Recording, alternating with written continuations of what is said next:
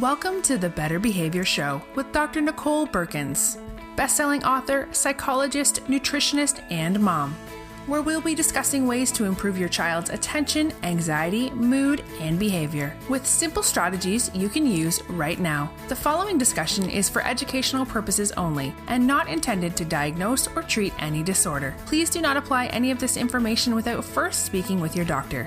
Now, let's head to the show. Hi, everyone. Welcome to the show. I'm Dr. Nicole, and on today's episode, we are celebrating 100 episodes of the Better Behavior Show podcast. I'm so thrilled to reach this exciting mark of 100 episodes. When I started this show about 2 years ago, I really had no idea how it would grow, how it would evolve, where we would end up, but I'm so proud that here we are 100 episodes later, still bringing you amazing guests, great information, lots of support week in and week out. I am so grateful to all of you who are loyal listeners and part of our community, all of you parents out there who are doing an incredible job raising your children, many of whom have a wide variety of developmental and mental health kinds of challenges. And to those of you who are professionals in our audience as well, in the work that you're doing with kids as teachers, as social workers, as therapists, as occupational therapists, as people in the medical profession. So thrilled to have all of you with us on this journey. I thought for this 100th episode that it might be fun to take a look back in time over all of the episodes that we've done so far and to highlight what I think are 5 key takeaways from these episodes, because there have been so many topics covered and so many great people that I've had the opportunity to talk with. And as I was reflecting on it and looking back over all of the guests and all of the conversations over these last couple of years, there really were some themes that jumped out at me. So I thought we'd spend a bit of time together today, taking a look back, looking at those themes, and hopefully that will be helpful to you, especially as we are near the start of this new year and then heading into our next 100 episodes. Let's take a look back. So 5 key takeaways that I think are prevalent from the first 100 episodes. The first, and this is a big one, is that the brain and body are totally interconnected. You can't have a healthy, well-functioning brain without a healthy, well-functioning body. And we've had so many guests on the show speak to various aspects of this issue that we need to look beyond the behaviors that our kids are exhibiting, beyond the challenges that they may be having in school, beyond even their diagnosis. And we need to look at all the components that are impacting their brain health and function. And that often requires looking at a whole lot of things that are going on in their body. So some things that fall underneath this big key point that the brain and body are interconnected and that we need to look at physical health when we're talking about mental health. The first is nutrition. This is a big one. We've had lots of guests on the show talking about this, the importance of nutrition in how our kids' brains function and in how they learn and behave and communicate and all of those things. So we've had several guests, many guests on the show about this. I'm thinking about Judy Converse early on in the first few episodes of the show, who talked about the foundational importance of what we feed our children and how their brain is able to develop and function. We've had nutritionist Trudy Scott on the show talking about amino acids and how those in particular, whether it's through food or targeted nutritional supplements, how those can really support kids who are having anxiety issues, sleeping issues, mood kinds of issues. We've talked with Julie Matthews, who specializes in autism and ADHD and specific diets that are helpful and that the research shows can benefit kids with those kinds of conditions. More recently, we've had Dr. Emily Ventura and Dr. Michael Gorin on the show from Sugar Proof Kids, talking about the extensive evidence that we have around how added sugars in our kids' diets are negatively impacting not only their physical health, but also their mental health. So many great episodes around nutrition and really honing in on the importance of understanding that what we feed our kids makes a big difference in how not only their bodies are able to function, but how their brains are able to function. And so many episodes around not only food and, certain diets and things, but also looking at specific aspects of nutritional supplementation and targeted nutrients. Then in this realm of brain-body connection, we've had several episodes on the gut-brain connection and the importance of gut health, and specifically the microbiome and how that impacts the development of neurodevelopmental and mental health conditions, how it impacts symptoms that our children may exhibit, everything from the physical symptoms of things like constipation and diarrhea and bloating and digestive issues, to the mental health symptoms of anxiety and irritability and reactive behavior and all of those kinds of things. We need to really be looking at gut health and the microbiome. In the early days of the show, we had microbiologist Karan Krishnan from Microbiome Labs, who came on to talk with us specifically about the gut microbiome and that balance of healthy and pathogenic bacteria and viruses and parasites and all of those things and how that impacts our kids. We've had Dr. Maya Shetri on the show, a pediatric neurologist, who talked with us about the importance of kids getting dirty, literally getting in the dirt, playing outside, spending time in nature as a way to boost their gut microbiome.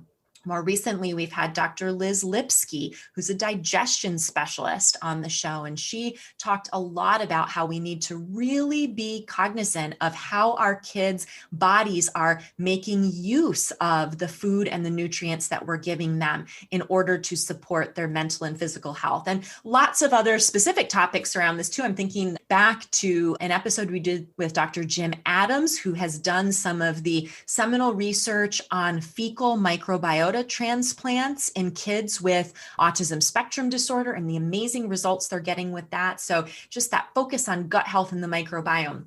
Then we've also covered in this arena of brain-body connection issues of infections. We have had Dr. Elisa Song, a holistic pediatrician, who talked with us about PANS and PANDAS and how infections can trigger all kinds of emotional and behavioral and learning disorders and symptoms in our kids. We had nurse practitioner Stephanie Belseth on, also talking about the role of infections and how we can use holistic methods to really support our kids who are dealing with the impact of those kinds of infections. More recently, I had Dr. Tom Moorcroft on the show, who talked about similar types of things, why it is that our kids are so much more susceptible to infections, especially as we look at this era that we're in right now of COVID. Why those are bigger issues now for our kids than they maybe were, a couple of generations ago, and what we can do around that. We've also touched on things related to the physical environment and how that impacts the body and therefore the brain. I'm thinking back to an episode with Melissa Gallico where she explained to us the connection between fluoride in the environment, in water, in products that our kids are using, and how fluoride is actually a neurotoxin and can be negatively impacting the brains and the bodies of some kids. An episode that we did with Dr. Stephanie Seneff, who really, that was just a mind-blowing episode about her research on glyphosate and genetically modified organisms and chemicals that are in our environment and getting into our food source, and her research on how that's impacting the brains of our children. More recently, we had Dr. Ailey Cohen on the show to talk about the impact of toxins and things in the physical environment, in things that we use in our home, cleaning products, food storage containers, chemicals that are on our clothing and in furniture and things like that, and how those impact our kids and can be, an instigator into the problems that our kids may be having. And we've covered the role of electronics, kind of a wide range of things related to electronics and how they impact brain and body function. Georgie Powell talked with us on a fairly recent episode about digital wellness, especially during this era of the pandemic, and how we find balance there and try to help our kids develop a healthy relationship with technology. We had Peter Sullivan on an episode of the show to talk about the EMF exposure risks from these devices and how those can negatively impact our kids' brains and bodies. Then we've also covered issues related to sleep. Thinking back to the very first episode of the show we did with Dr. Michael Bruce, sleep specialist, who talked with us about the critical role of sleep in how our kids' brains are able to develop and function. We also had an episode with Jody Cohen, who specializes in essential oils, and she gave us some really helpful information on how we can use essential oils to support anxiety reduction and sleep for kids who are really challenged by that, because when our kids are not sleeping well, it makes all of their symptoms much, much worse. And actually, the lack of sleep can actually cause symptoms that we see in kids related to focus and attention and mood and anxiety and all of those things. Then we look at the connection of movement to brain and body health. And, episodes that we've done with Julie Pate from Yoga Kids and the role that yoga can play in supporting healthy movement for our kids. Daniel Stein from Special Strong, who gave us some really awesome tips and information about how we can do fitness and physical activity, even for our kids who have the most severe neurological or medical or physical kinds of disabilities and needs, and how we can break those things down and get even more significantly impaired kids and young adults involved in physical fitness and activity, because it makes such a big difference, not only from a physical perspective as they age, but also from a brain function perspective. And then quite recently, my friend, Dr. Suzanne Bartlett Hackenmiller, was on the show talking about the role of nature, movement in nature. She specifically talked about forest bathing. If you missed that episode and don't know what I'm talking about with forest bathing, go back and check it out. The importance of getting out into nature. And she gave lots of great ideas for those of you who have children or students who are, on the autism spectrum or with more significant neurodevelopmental issues, how to get them outside and moving. And I loved about that episode too. She lives in Iowa, where it gets really cold and snowy, and she gave some great tips for how we can continue to get movement for ourselves and our kids, even in the cold winter months. And then the last part of this brain-body connectivity piece is around stress. This was another theme as I looked back through the episodes, the importance of helping kids manage their stress. So I'm thinking back to the episode with Emily Fletcher from Ziva Meditation and the upcoming Ziva Kids program, where she really walked us through some simple mindfulness and breathing and meditation kinds of strategies that we can use with kids of all ages and ability levels to help bring that stress level down. My friend and colleague, Dr. Joan Rosenberg, who came on the show to talk about how we can help kids learn to manage stress and other uncomfortable emotions and strategies for that. And then Alex Ortner from the Tapping Solution, who shared with us their strategies and really simple but effective tapping techniques that we can teach to kids, again, even developmentally young kids through our adult children, for managing stress and anxiety and just supporting brain function. So that's kind of a recap of a lot of the episodes and topics that we've covered together in this first key takeaway area of the brain and body are interconnected. If we're going to support our kids' mental health and brain functioning at home and at school and in the world, then we need to be paying attention to the physical connection there and making sure that we're addressing all of those areas.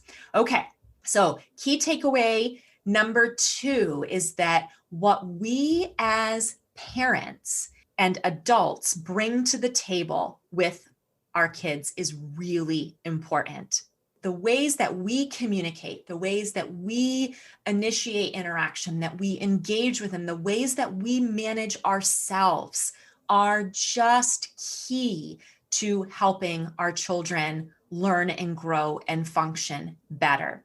So often we put the focus on the kids, right? On their challenges, on what therapies they need, on the skills they need to develop. And those things are important, but really what is even more important is what we bring in ourselves to our relationship and interaction with them. And the beautiful thing about that is we've talked, on the show so many times previously, is that it's really hard to get kids or anybody else to do anything, right? We can't control what other people do, but we can control ourselves and what we do. And so the beautiful thing about this piece of being really focused on what we as the parent or the teacher or the therapist bring to our interactions with these kids is that we can control that. We have control over how we engage with them. So whether it's focusing on the communication that we're using, and I'm thinking back to the second episode way back a couple years ago with Lori Petro from Conscious Communication, where she talked about ways that we can really be intentional about phrasing things and about communicating in supportive ways, in ways that reduce power struggles, in ways that feel meaningful and understandable to our kids, that support our relationships with them. Another thing in the realm of communication, the episode with Dr. Ross Green, who wrote, several really key books, one well-known one being The Explosive Child, which a lot of you I know had heard of probably before you tuned into that episode, but he focuses on collaborative problem solving and giving some really specific ways that we think about problem-solving communication with our kids, especially when they're really struggling with their own emotions, with their behaviors. And that's so applicable both in home and at school. Thinking about our parent-child relationship, or if you're a professional, that professional-child relationship, and how central that relationship is to everything else that we want to accomplish with kids, right? That we need to focus first and foremost on having a positive, well-attached, safe relationship with these kids where they can trust us. And so we talked on an episode with Brian Post about attachment and how we can parent and, work with kids in a way that feels safe and supportive to them, particularly kids who come from backgrounds of trauma, of being in foster care, of being in adoption kinds of situations.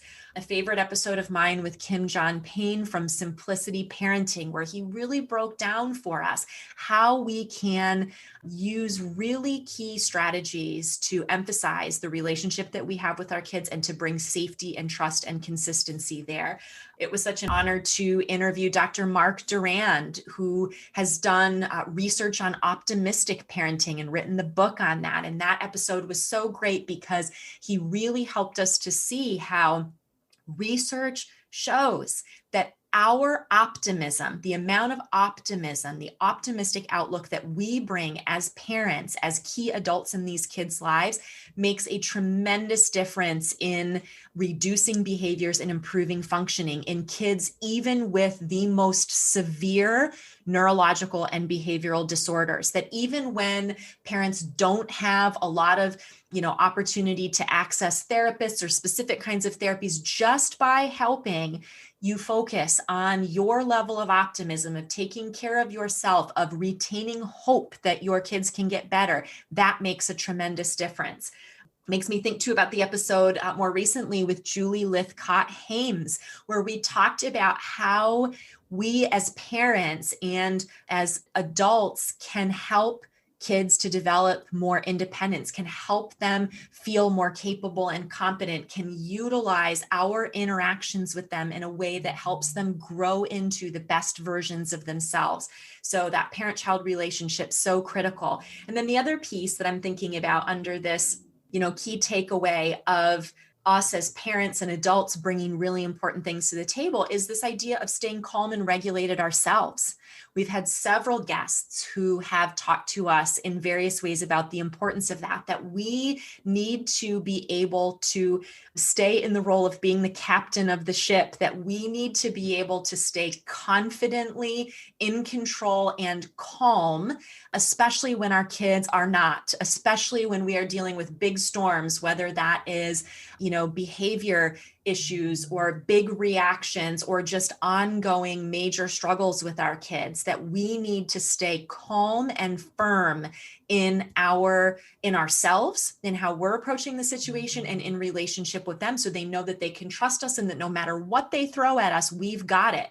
And I'm thinking about the recent episode with Janet Lansbury, where really she touched on that. She talked about it particularly for our developmentally young kids, but it applies to all kids across the board, about how we can stay confident in our role, how we can help ourselves be able to manage whatever our kids might throw at us. And then a favorite episode of mine with my good friend and colleague, Dr. Mona Delahook, who's written the book Beyond Behaviors, where she talked about nervous system regulation for these kids and how much they struggle with being able to regulate their emotions and behaviors, and the key role that we as adults play in modeling that and in reacting to them and interacting with them in a way that helps their nervous system settle and mature into being able to regulate their self better. This idea that they need to be able to co-regulate with us in calm, structured, effective ways first, and then they become able to self-regulate in those challenging kinds of situations. So if you haven't checked out those episodes yet, highly recommend you give those a listen. And hopefully for those of you that did listen to them, if you're in a season of your life dealing with some of these things, it's like, oh, right, that's a resource. I can go back and listen to that episode. So that key takeaway number 2, what we as parents and adults bring to the table with these kids is really important. Key takeaway number 3 is that there's no one path to progress. And I've known this to be true as a parent and as a professional now for, almost 25 years. Kids may have the same diagnosis, or they may be in the same type of classroom, or they may see, similar types of therapists. But the reality is each child is unique. And despite their diagnosis or, needs, there is no one prescribed path for these kids to make progress. First of all, the root issues that are creating their challenges may all be different. I've said many times on the show, you can line up, 10 kids with a diagnosis of ADHD or autism, for example, and you may find 10 different underlying causes or reasons why they're having those symptoms. Same goes for anxiety or bipolar or, learning disabilities, whatever it might be. So it becomes our job then to really figure out what works for each child. What makes your child tick? What's their unique combination of strengths and challenges? And then that helps us to figure out what's going to work best for them. Because I think a lot of parents spend a lot of time and energy and money doing prescribed therapies or interventions that they're told to do on the basis of a particular diagnosis or, whatever that their child has gotten. But the reality is that each kid is unique. And so we need to figure out what's going to work for them with a particular emphasis on what are their strengths, because that's where we want to really build from. Yes, we want to do skill development and things to support their weaker areas, their challenges to help them grow and develop, but we want to do it through the lens of making sure that we are encouraging and building on their strengths. So some of the episodes that come to mind that can be really important areas for parents to consider are things like auditory processing.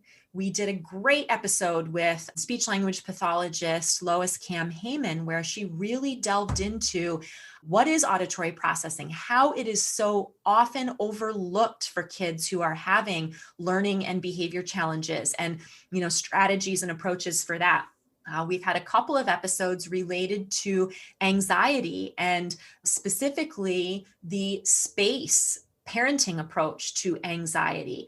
We talked with Dr. Yara Shimshoni and then very recently Dr. Ali Leibowitz about their research and approach to anxiety and how it really focuses on parents and not directly working with kids. We had an episode with Dr. Dan Fortenbacher about visual processing. Again, another really under-recognized, undertreated area for a lot of kids who are having neurodevelopmental disorder issues or learning challenges and behavioral issues, particularly in the classroom. the importance of looking at that visual processing issue. Sonia Story, who did an episode with us early on about reflex integration and how that connects to sensory integration and higher cognition and learning functions, and why it is that a kiddo who doesn't have some of those early developmental reflex integration pieces in place is going to struggle later on with things like reading and writing and attention and regulating their emotions and behavior.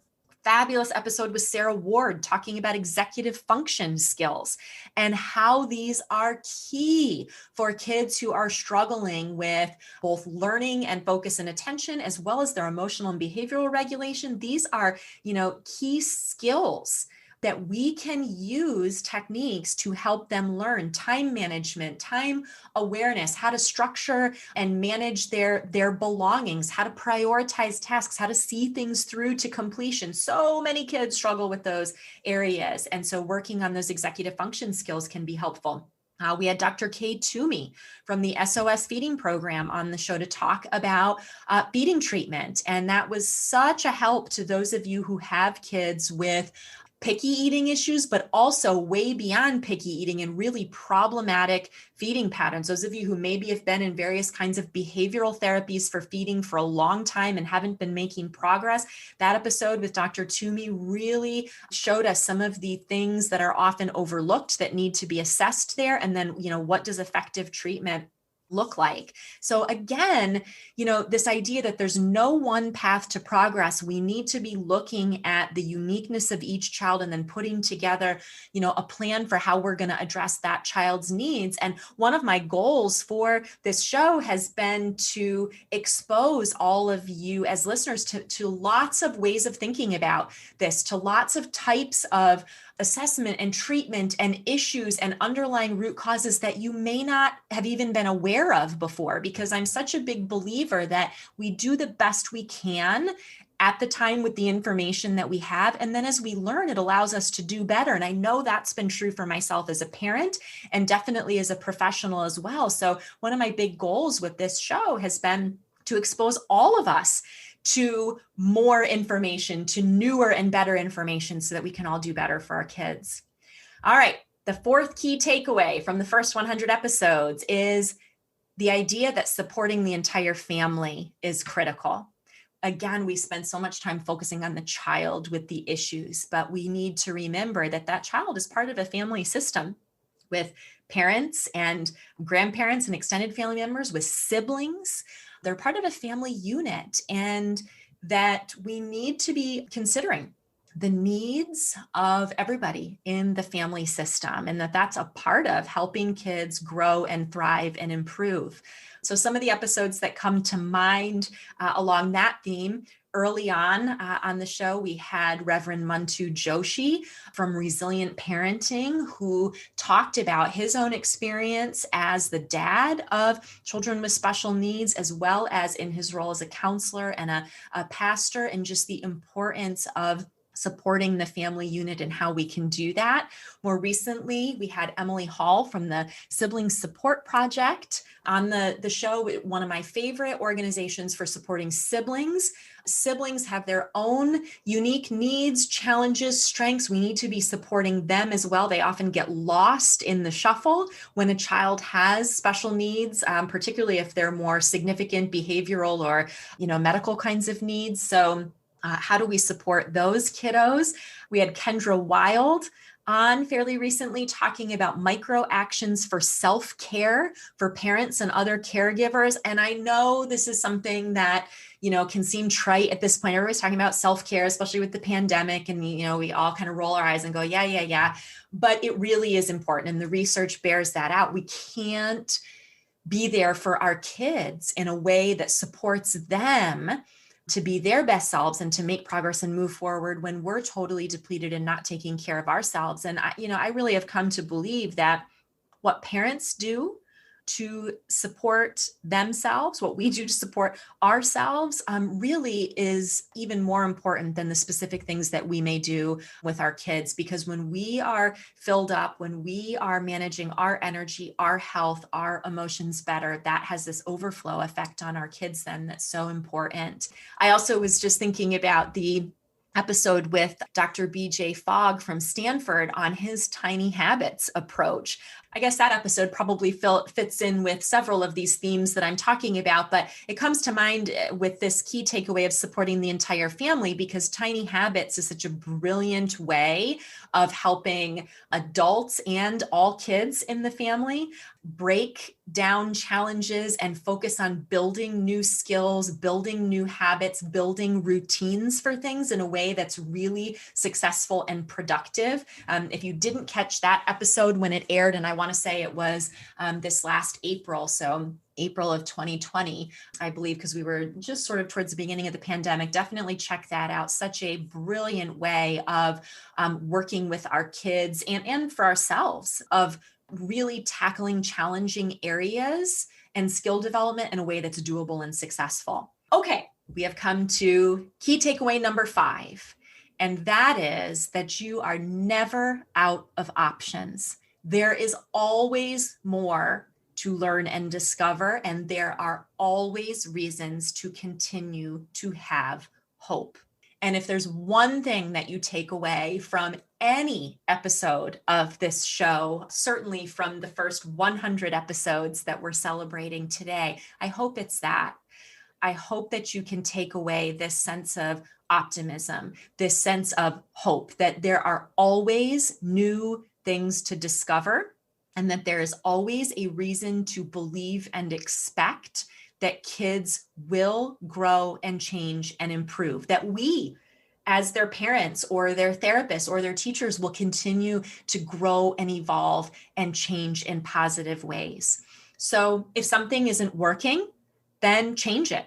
Stop doing it. Do something different. Figure out what is going to work. Just because it's maybe the way it's always been done, or it's the thing that the doctor in the white coat told you needed to do when your child was first diagnosed, or for those of you who are professionals, it's the thing that you were taught in your undergrad or graduate program to do with these kids. If it's not working, don't do it. It doesn't make sense to continue along a path of things that clearly aren't helping your child to grow and to develop in the ways that you're looking for. So don't be afraid to think outside the box. Don't be afraid to advocate for new and innovative things. As parents, I know that you have so much on your plate already. And unfortunately, one of the things that can fall to you is you're learning about, new innovative research and approaches and, the kinds of things that we talk about on this podcast. It can fall to you, can be another thing on your plate to bring that to your child's physician or, to their school team or whoever to try to advocate and get that done. And I know that can feel stressful, but it's so worth it to do that, because that's how we start to make change, not only for our children as individuals and what they need, but it's how we start to create this wave of change in the world for how we understand and work with and treat these children, how we look at what's going on with them and how we approach that in more appropriate ways, in ways that lead to more progress, in ways that get us better outcomes. So if you are in a situation where you feel like either personally or professionally, some things, we've been doing these things, they're not working, don't be afraid to look at other options and to make a change, regardless of what others may say. And I'm thinking about the beautiful conversation that I had, my friend Sylvia Farbstein, mom to Brandon, who is now a young adult with a rare form of dwarfism. And she talked in that episode about her journey with being an advocate for her son, in so many ways being an advocate, and really encouraged all of us to be willing to think outside that box and to do whatever needs to be done, even if it's breaking the mold and even if it makes people uncomfortable. Reminds me too of an episode with Dr. Von Lauer, school psychologist, where he talked about the critical role that parents play in the IEP process and really how to tackle tough IEP situations, tough conversations with school teams, so that you can have more support around getting the kinds of school-based therapies and interventions that your child might need. And very recently, the conversation with Dr. Joel Gator-Warsh on how you find a supportive pediatrician or physician or medical advocate for your child, because that's a challenge too. You learn about all these amazing, great new integrative options. And then you may feel like you hit a dead end with the providers that you're working with around your child. And so that conversation provided some great tools and ways of thinking about that. And then, obviously back to the conversation with Dr. Durand about optimistic parenting fits in really well here, that there's always a reason to have hope, and that actually parents holding on to hope and living in a space of hope and an expectation that the child will improve, that your situation will improve, that just is the foundation for everything else. So you're never out of options. Retain that hope. These are the 5 key takeaways that, as I really looked back over the first 100 episodes of the Better Behavior Show, that I thought really stood out. Brain and body are interconnected. What we as parents and adults bring to the table is really important. There's no one path to progress. Supporting the entire family is critical, and you're never out of options. There are always reasons to have hope and to expect that things will get better. So I hope those speak to you at this moment in time, this unique moment in time that we're living in as the pandemic situation continues, as we're in the start of a new calendar year, as we have lots of things going on in our world on a macro scale, and then obviously the many things day to day and moment to moment that we're experiencing and living with in our own homes with our own kids. I hope that these key takeaways speak to you in some way with what you're dealing with right now. As we wrap up here, I just want to emphasize that it's really important to me on this show to cover the topics, the people and the issues that matter to you. I love it when you all as listeners send me feedback and suggestions. Hey, I'd love to hear about this topic. Hey, I heard this person. I think, he or she would make a great guest. So send me an email to support@drbeurkens.com. That's the email to send your requests, your recommendations that you have for guests, topics, things you'd like to see me cover on future episodes of the show. I always love to hear from you. Thank you so much for being a loyal listener and fan of the Better Behavior Show. You all are why I do this show, and you make it such an enjoyable and meaningful process. I had no idea when I started back at episode 1 that I would love podcasting so much, that I would love these interviews and conversations, love, engaging with all of you in this way, but it really has become one of the favorite things that I do each week. So thank you for being here. Please continue to subscribe on your favorite podcast players, leave reviews, share the show with your friends and colleagues. When you subscribe and you leave reviews, it helps bring the show to the top of the rankings so that other parents and professionals can find it more easily. So I really appreciate you doing that and supporting the show and supporting others in their learning. So here's to the first 100 episodes and everything we've learned and explored together. And here's to the next 100 episodes that are to come. And on that note, I will see you again back here next week. Thank you for listening to the Better Behavior Show with Dr. Nicole Beurkens. Leave a review on iTunes and share this episode with your friends. Visit drbeurkens.com to ask any questions for an upcoming episode, post comments for today's show, and sign up to receive weekly updates. That's drbeurkens.com.